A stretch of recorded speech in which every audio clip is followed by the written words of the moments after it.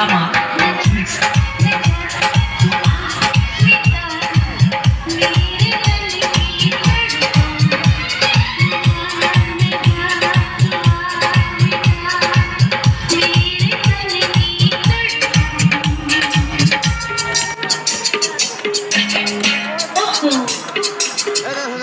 খুশি কি আর চাপা যাবে যখন কেকের ভেতর